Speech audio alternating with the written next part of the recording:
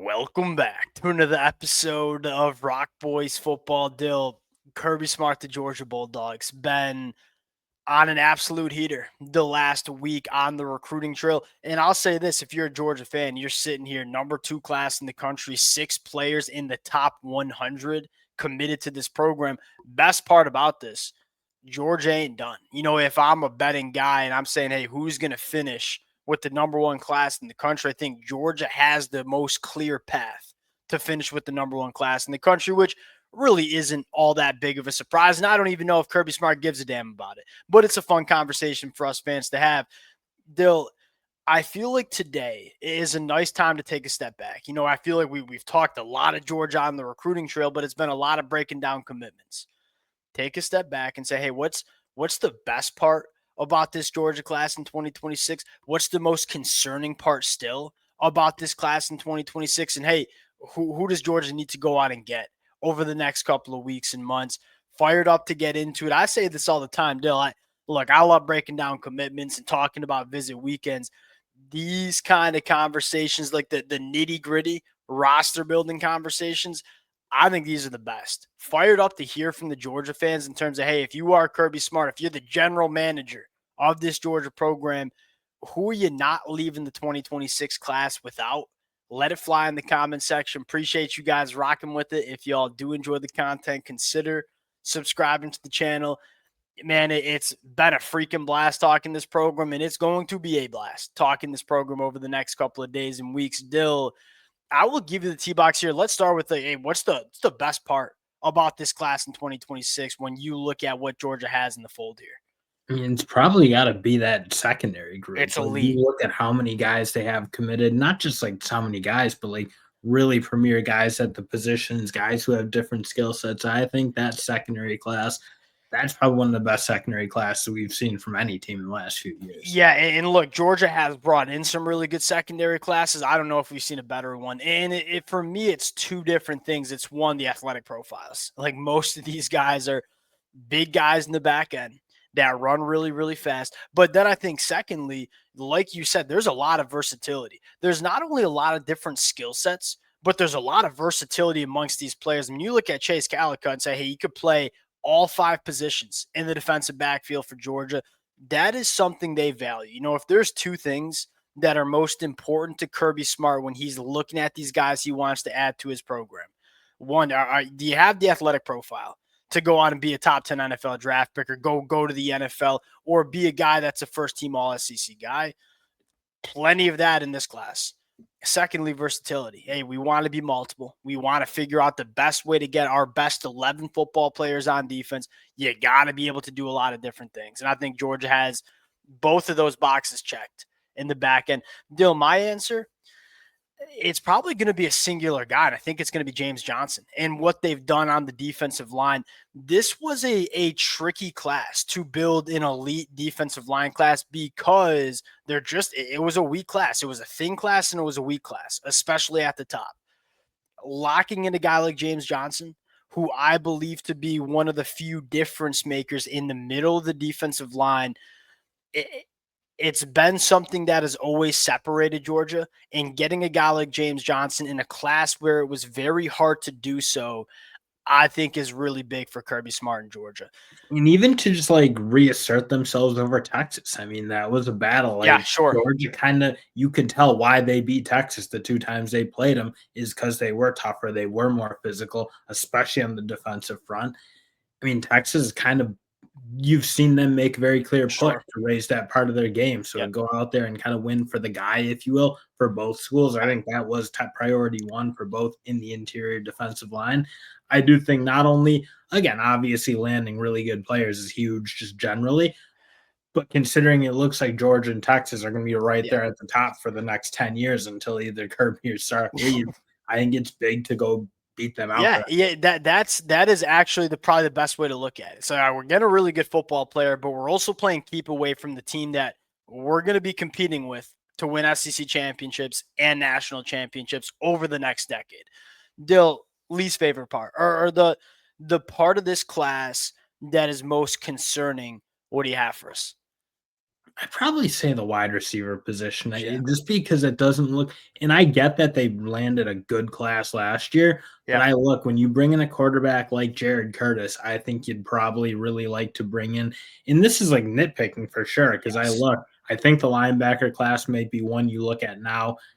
I think that's going to be really good. I have a hunch Tyler Atkinson is going to be part of that class, and if they really want to go make a run at Nick Abrams, I think they'll have a good shot at him too. So I think the linebacker class is going to shake out fine. I just look like it doesn't really feel like they're in it for any of those big time premier wideouts at this point with Vance Spafford. Yeah, and I think Caden Prothro becomes huge because I know we don't always talk about like tight ends as, part of the pass catcher class.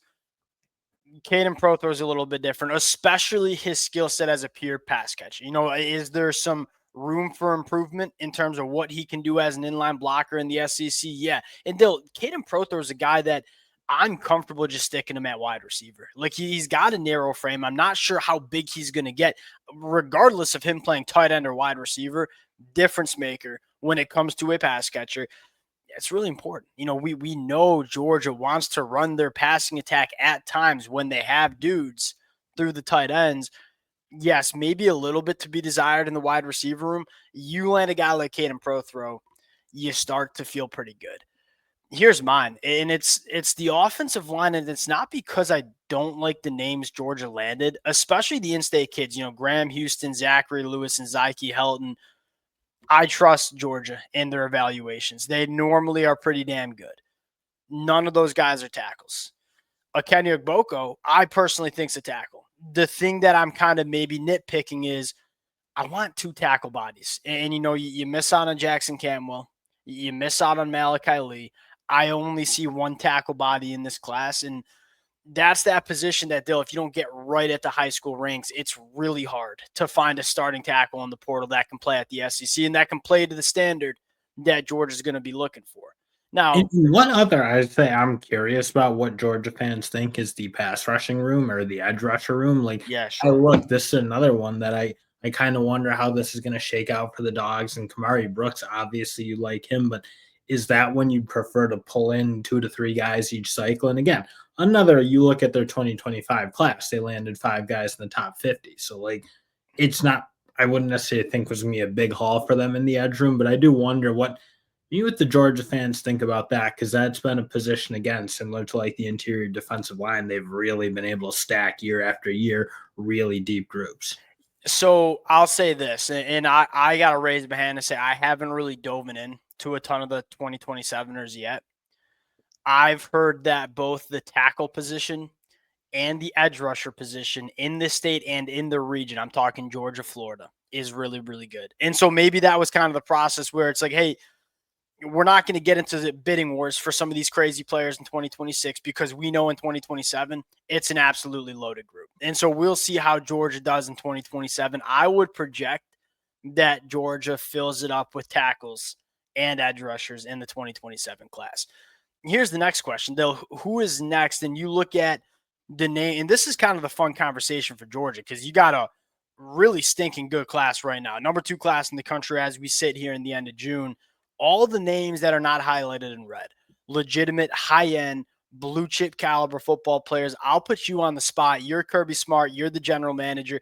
You are saying, hey, who's the guy that's a must-get, that's a target for Georgia, but not yet committed? Who are you going with here?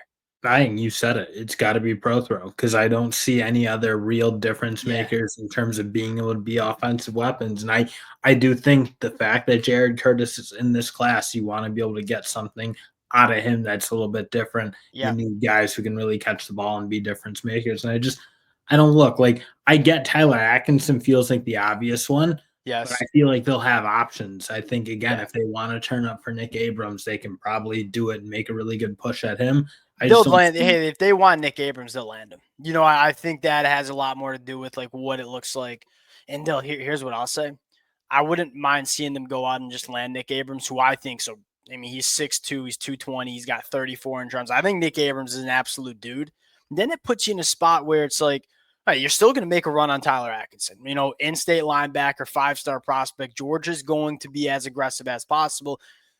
but it doesn't put you in a spot where you have to be desperate. You go out and land Nick Abrams and you can say, hey, we're going to still be aggressive for Tyler Atkinson, but we're not coming out of it from a desperation standpoint. I'm kind of with you. I think if you were to ask a lot of Georgia fans, Tyler Atkinson and Derek Cooper would probably be the first two names that are mentioned. I think those are both positions where it's like, hey, Georgia's going to make a run at both of them because they're really good football players, but I don't know if they're massive priorities because, one, I'm a massive fan of Jay Lamar. It sounds like Bo Walker's going to be a dude that came in 2025, and then you look at the linebacker room and say, look, let's just be frank about it. Tyler Atkinson, a damn good football player. With or without Tyler Atkinson, Georgia's going to be damn good at the off-ball linebacker position. Dill, my answer, give me a guy like P.J. Diener Valden on the inside. Especially in a class where it's hard to acquire these bodies. And am I a fan of Carter Lucky? Yes. Do I think he's going to be a first-team All-SEC guy? No. Give me a guy in P.J. Diener. Dude, Valden, so you talk about upside. I don't think there's a guy with more upside than Valden. He's a reclass from 2027 to 2026. He grew up in Europe, but this kid, man, if he puts it together, he's going to be great. That's kind of where I'm going to. We'll see. I mean, do you think Georgia? I think Georgia has the clearest path to the number one class in the country. Just, they're not only in it for the names that we have on our screen, but they're probably leaders for a decent amount of these guys. And then even late, it's like, again, you look, if the linebacker position doesn't look exactly like how Kirby Smart wants it, that's been a position they've never had their problems getting really top tier guys. So I imagine you get into like November, if they don't love what they have, I imagine they're going to start trying to flip guys really hard. And that's just a position, like, again, wide receiver has been a position maybe at times you felt like, oh, they're not like necessarily the creme de la creme or recruiting that spot. Linebacker is probably the opposite. That's just a position that I know at the end of the day, Georgia's going to be able to bring in really good players at that spot. Bill, I'll say this, and we talk about it with some other programs as well. There's a lot of volatility in the college football landscape right now with a lot of these programs. You look at Auburn and Hugh Freeze, or you look at Billy Napier in Florida and say, hey, do I think Florida's going to be good in 2025? Yes, but if they're not, you're probably looking at a new head coach. And I think you could say the exact same thing for Auburn. And I think you can say that for a couple other programs across the country as well. There's no volatility. Good recruits. So you look at LSU, USC. There's a lot of teams with like year 3, 4 head coaches who haven't really broken through, and they need to. You can see a lot of changes happening in the college football landscape in the month of November. One program you feel like is going to look the same in 12 months as Georgia, and that puts them in a really good spot when the chaos starts to ensue in November for them to capitalize and say, hey, guys are looking around because their coordinator or head coach is gone.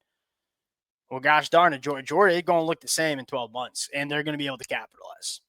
All right, we'll close it down there. Appreciate you guys rocking with it. Going to be a really fun next couple of days and weeks. If y'all do enjoy the content, consider subscribing to the channel, and we'll talk to y'all later.